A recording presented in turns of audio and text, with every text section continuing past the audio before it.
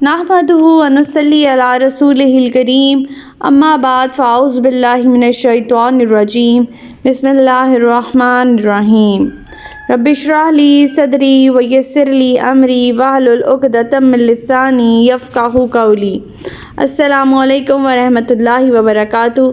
सिरात मुस्तक़ीम में आप सबको खुशामदीद। पिछले सबक में हमें अल्लाह ताला ने फरमाया था कि अगर कोई शख्स ये पसंद करता है कि उसका एक खजूर का और अंगूर का दरख्त हो और उस पर मेवे लगे हों और बुढ़ापा आ ले और उसके बच्चे भी अभी छोटे हों और अचानक आग का एक बगोला आए और उसके बाग को तबाह बर्बाद कर दे, ऐसी मिसाल देकर अल्लाह ताला ने हमें ये समझाया था कि हमें अगर नेक अमाल किए हैं तो हमें उनकी हिफाजत भी करनी चाहिए और उन पर कायम भी रहना चाहिए। ये ना हो कि हमारे अमाल जो है वो बर्बाद हो जाएं, हालांकि आखिरत में तो सबसे ज़्यादा हमारे अमाल ही काम आएंगे।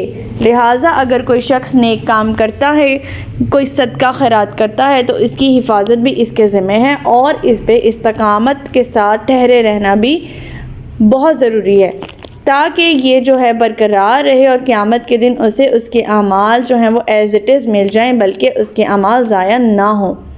उसके बाद अल्लाह ताला ने हमें समझाया था कि जो कुछ अल्लाह ताला की राह में ख़र्च करना है वो पाक होना चाहिए, साफ़ होना चाहिए और अच्छी चीज़ें अल्लाह ताला की राह में ख़र्च करनी चाहिए। ऐसी चीज़ें जो हम खुद पसंद करते हैं कि कोई हमें हदिया दे, वैसी ही चीज़ हमें अल्लाह ताला की राह में ख़र्च करनी है। और अल्लाह ताला तो बेनियाज़ है और कायनात की हर चीज़ अल्लाह ताला की तारीफ़ कर रही है। अल्लाह ताला ने उसके बाद फरमाया कि शैतान जो है वो तुम्हें मुफलिसी से डराता है कि कहीं तुम अगर सदका कर रहे हो, अगर अल्लाह की राह में कुछ खर्च कर रहे हो, किसी भी चीज़ पे अगर तुम खर्च कर रहे हो अल्लाह ताला की खुशनुदी और अल्लाह की रज़ा के लिए, तो शैतान तुम्हें इस मुफलिसी से डराता है कि कहीं तुम्हें फ़क्र आ जाएगा, कहीं तुम्हें मुफलिसी हो जाएगी और तुम्हारा माल कम हो जाएगा। जिस पे अल्लाह ताला ने फरमाया कि माल की कमी और ज़्यादती सिर्फ़ और सिर्फ अल्लाह ताला के हाथ में है और अल्लाह ताला बड़ी वसअत वाला और जानने वाला है। जिस शख्स को अल्लाह ताला चाहता है हिकमत यानी दीन की समझ अता कर देता है और दीन की समझ ही सबसे बड़ी दौलत है। और ये अल्लाह ताला ने जो अहकामात बयान किए हैं इनसे सिर्फ अक्लमंद लोग ही फ़ायदा उठाते हैं। मज़ीद हमने पढ़ा था कि नज़र अगर किसी शख्स ने मानी है और वो नज़र किसी नेक काम की है, कोई नेक काम या सदका करने का उसने अल्लाह ताला से कोई अहद किया है, तो ऐसी नज़र के मुतालिक अल्लाह ताला खूब जानते हैं। जबकि अगर गैर अल्लाह के नाम से नज़र मानी गई है और किसी गैर शरई काम के लिए मानी गई है तो ये नज़र कतई हराम है और इसकी इस्लाम में किसी किस्म की गुंजाइश नहीं। और ऐसे ही लोग जालिम हैं और जालिमों का कोई मददगार नहीं होगा क़यामत के दिन। आज का हमारा सबक आयत नंबर 271 से लेकर 275 तक है, तो आज का सबक शुरू करते हैं। बिस्मिल्लाहिर्रहमानिर्रहीम। आयत नंबर 271। इन तुब्दुस सदक़ाति फनिअम्मा हिया व इन तुख्फुहा व तुतुहल फुक़रा फ़हुवा खैरुल लकुम व युकफ़्फ़िरु अन्कुम मिन सय्यिआतिकुम वल्लाहु बिमा तअमलूना ख़बीर। अगर तुम अपने सदक़ात को ज़ाहिर करो तो भी अच्छा है, लेकिन अगर खुफिया तौर पर फ़ुक़रा को दो तो ये तुम्हारे लिए ज़्यादा बेहतर है। ऐसे सदक़ात तुमसे तुम्हारी बहुत सी बुराइयों को दूर कर देंगे और जो अमल तुम करते हो अल्लाह इससे पूरी तरह बाखबर है। इस आयत से हमें खुफिया सदक़े की ज़्यादा फजीलत साबित होती है और अहादीस के मुताबिक आप सल्लल्लाहु अलैहि वसल्लम ने फरमाया कि जब अल्लाह ने ज़मीन को पैदा किया तो वो हजकोले खाती थी। फिर अल्लाह ने पहाड़ पैदा किया और कहा कि ए पहाड़ इसे थामे रखो, चुनाचा वो ठहर गई। तब फरिश्तों को पहाड़ों की मजबूती पर ताज्जुब हुआ और कहने लगे, परवरदिगार तेरी मखलूक में से कोई चीज़ पहाड़ों से भी सख्त है? फरमाया हाँ, लोहा है। फरिश्ते कहने लगे, परवरदिगार कोई चीज़ लोहे से भी सख्त है? फरमाया हाँ, आग है। फिर वो कहने लगे, कोई चीज़ आग से भी सख्त है? फरमाया हाँ, पानी है। वो कहने लगे, कोई चीज़ पानी से भी सख्त है? फरमाया हाँ, हवा है। फिर वो कहने लगे, कोई चीज़ हवा से भी सख्त है? फरमाया हाँ, वो आदमी जो इस तरह सदका दे कि दाएं हाथ से दे तो बाएं को खबर तक ना हो। ये तिरमिज़ी की हदीस है। फर्जी सदका यानी ज़कात वगैरह तो एलानिया देना चाहिए ताकि दूसरों को भी तरगीब हो, और नफली सदका बहरहाल खुफिया ही देना बेहतर है। اور یہ اس آیت سے بھی واضح ہو رہا ہے کہ چھپا کر جو نیکی کر کے انسان اپنی اصلاح زیادہ کر سکتا ہے بنسبت یہ کہ سر عام کرے، اور اس میں ریاکاری کا بھی عنصر شامل ہو سکتا ہے۔ آیت نمبر 272، لَيْسَ عَلَيْكَ هُدَاهُمْ وَلَكِنَّ اللَّهَ يَهْدِي مَن يَشَاءُ وَمَا تُنْفِقُوا مِنْ خَيْرٍ فَلِأَنفُسِكُمْ وَمَا تُنْفِقُونَ إِلَّا ابْتِغَاءَ وَجْهِ اللَّهِ وَمَا تُنْفِقُوا مِنْ خَيْرٍ يُوَفَّ إِلَيْكُمْ وَأَنْتُمْ لَا تُظْلَمُونَ۔ لوگوں کو راہ راست پر لانا آپ صلی اللہ علیہ وسلم کی ذمہ داری نہیں، بلکہ اللہ ہی جسے چاہتا ہے ہدایت دیتا ہے، اور جو مال تم خرچ کرو گے وہ تمہارے اپنے لیے ہی ہے، اور جو تم خرچ کرتے ہو وہ اللہ ہی کی رضا کے لیے کرتے ہو، اور جو بھی تم مال یا دولت تم خرچ کرو گے اس کا پورا اجر تمہیں دیا جائے گا، اور تمہاری حق تلفی نہیں کی جائے گی۔ شروع میں مسلمانوں کو یہ لگتا تھا کہ اپنے غیر مسلم رشتہ داروں اور دوسرے غیر مسلم محتاجوں کی مدد کرنا ہی انفاق فی سبیل اللہ ہے، یعنی اللہ کے راستے میں خرچ کرنا ہے۔ اس آیت میں اللہ تعالیٰ نے ارشاد فرمایا کہ لوگوں کے دلوں میں ہدایت اتار دینے کی ذمہ داری آپ پر نہیں ہے، آپ نے حق بات پہنچا دی، آگے ان کو راہ راست سمجھا دینا اللہ کا کام ہے۔ رہا دینی مال و متاع تو اس کی حاجات پوری کرنا تو اللہ کی رضا کے لیے تم جس حاجت مند کی مدد کرو گے اللہ تمہیں اس کا اجر لازمی دیں گے۔ یعنی کچھ لوگ سمجھتے تھے کہ اگر ہم ان کے اوپر مال خرچ کریں گے، نئے مسلمان سمجھتے تھے کہ اگر وہ اپنے غیر مسلم رشتہ داروں پر مال خرچ کریں گے تو شاید وہ دین اسلام کی طرف آ جائیں۔ اللہ تعالیٰ فرما رہے ہیں کہ ہدایت دینا صرف اور صرف اللہ تعالیٰ کے ہاتھ میں ہے۔ اللہ کی راہ میں بہرحال جو تم خرچ کرو گے اس کا ثواب اللہ تعالیٰ تمہیں ضرور دیں گے، اور تمہاری حق تلفی قیامت کے دن نہیں کی جائے گی۔ آیت نمبر 273، لِلْفُقَرَاءِ الَّذِينَ أُحْصِرُوا فِي سَبِيلِ اللَّهِ لَا يَسْتَطِيعُونَ ضَرْبًا فِي الْأَرْضِ يَحْسَبُهُمُ الْجَاهِلُ أَغْنِيَاءَ مِنَ التَّعَفُّفِ تَعْرِفُهُم بِسِيمَاهُمْ لَا يَسْأَلُونَ النَّاسَ إِلْحَافًا وَمَا تُنْفِقُوا مِنْ خَيْرٍ فَإِنَّ اللَّهَ بِهِ عَلِيمٌ۔ یہ صدقات ایسے محتاجوں کے لیے جو اللہ کی راہ میں ایسے گھر گئے ہیں کہ وہ اپنی معاش کے لیے زمین میں چل پھر بھی نہیں سکتے۔ ان کے سوال نہ کرنے کی وجہ سے ناواقف لوگ انہیں خوشحال سمجھتے ہیں۔ آپ ان کے چہروں سے ان کی کیفیت پہچان سکتے ہیں، مگر وہ لوگوں سے لپٹ کر سوال نہیں کرتے۔ ان پر جو مال بھی تم خرچ کرو گے یقیناً اللہ تعالیٰ اسے جانتا ہے۔ یہاں ان لوگوں کی بات کی جا رہی ہے جو کہ اپنے منہ سے نہیں مانگتے اور نہیں شو کرتے کہ وہ اس حال میں ہیں، ان کی مدد کرنے کی اللہ تعالیٰ نے خاص طور پہ تلقین کی ہے۔ جن لوگوں نے اپنے آپ کو دین کے علم کے لیے خواہ وہ سیکھ رہے ہوں یا سکھلا رہے ہوں یا دوسرے کاموں کے لیے وقف کر رکھا اور وہ محتاج ہیں، جیسے دور نبوی میں اصحاب صفا تھے، یا وہ لوگ جو جہاد میں مصروف ہیں اور ان کے بال بچوں کی نگرانی اور دوسرے لوگوں پر صدقات خرچ کیے جائیں۔ خاص طور پہ اس آیت میں سوال نہ کرنے کی فضیلت بھی معلوم ہوتی ہے۔ آپ صلی اللہ علیہ وسلم نے فرمایا، جو شخص سوال سے بچے اللہ بھی اسے بچائے گا، اور جو کوئی دنیا میں بے پرواہی کرے گا اللہ اسے بے پرواہ کر دے گا، اور جو کوئی کوشش سے صبر کرے گا اللہ اسے صبر دے گا، اور صبر سے بہتر اور کشادہ تر کسی کو نعمت نہیں ملی۔ یہ بخاری کی حدیث ہے۔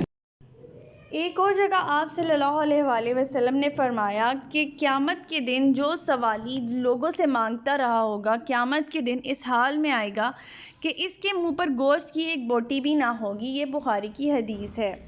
آیت نمبر 274، الذین ینفقون اموالہم باللیل والنہار سرا وعلانیۃ فلہم اجرہم عند ربہم ولا خوف علیہم ولا ہم یحزنون۔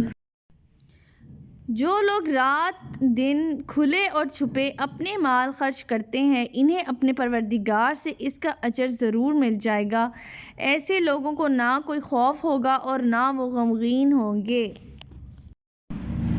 اس آیت میں ایک دفعہ پھر صدقہ خیرات کی ترغیب دی جا رہی ہے اور اس کی عین ضد سود کا بیان شروع ہو رہا ہے۔ صدقہ اور خیرات جو ہے وہ انسان میں ہمدردی، مروت، اخوت اور فیاضی جیسے جذبے کو پیدا کرتے ہیں اور اللہ تعالیٰ فرما رہے ہیں کہ جو لوگ دن میں رات میں کھلے چھپے اپنا مال اللہ کی راہ میں خرچ کرتے ہیں اللہ تعالیٰ انہیں ضرور اجر دے گا، اور ایسے لوگوں کو نہ تو کوئی خوف ہوگا اور نہ وہ غمگین ہوں گے۔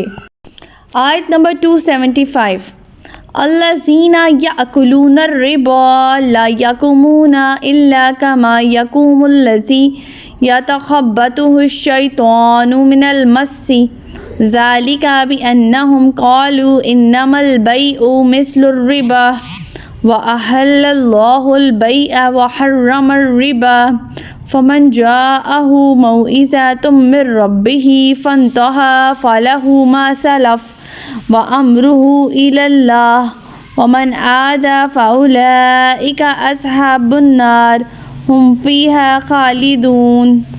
اب جہاں پچھلی آیات میں اللہ تعالیٰ صدقہ خیرات کی فضیلت بیان کر رہے تھے، اب اللہ تعالیٰ نے سود کے بارے میں احکامات جاری کر دیے ہیں۔ ان لوگوں کے برعکس، یعنی وہ لوگ جو صدقہ خیرات کرتے ہیں، جو لوگ سود کھاتے ہیں، وہ یوں کھڑے ہوں گے جیسے شیطان نے کسی شخص کو چھو کر اسے مخبوط الحواس بنا دیا ہو، یعنی پاگل کر دیا ہو۔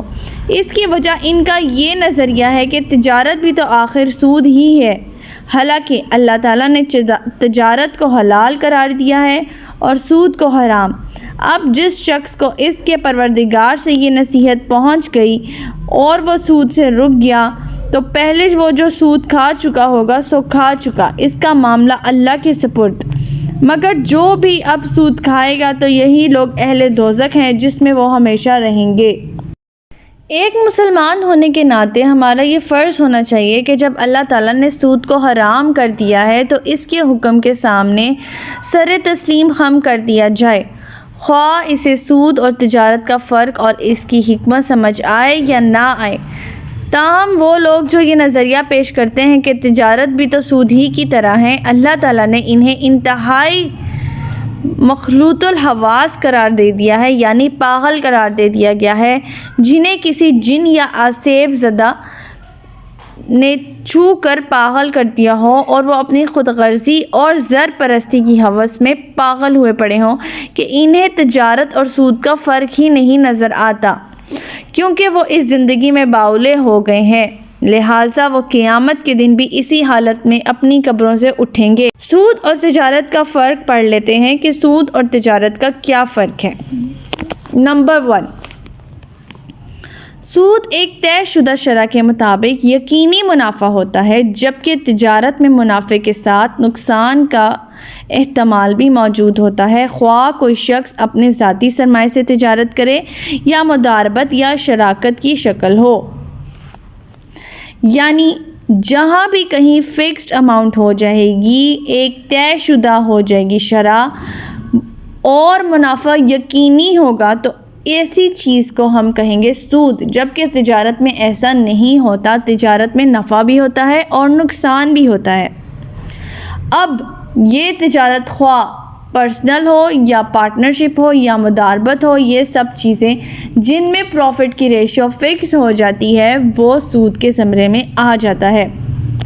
مداربت کی شکل میں فریقین کو ایک دوسرے سے ہمدردی، مروت اور مل جل کر کاروبار چلانے کی فضا پیدا ہوتی ہے، کیونکہ ان کا مفاد مشترک ہوتا ہے اور اس میں قومی پیداوار پر خوشگوار اثر ہوتا ہے، جبکہ تجارتی سود کی صورت میں سود خوروں کو محض اپنے مفاد سے غرض ہوتی ہے۔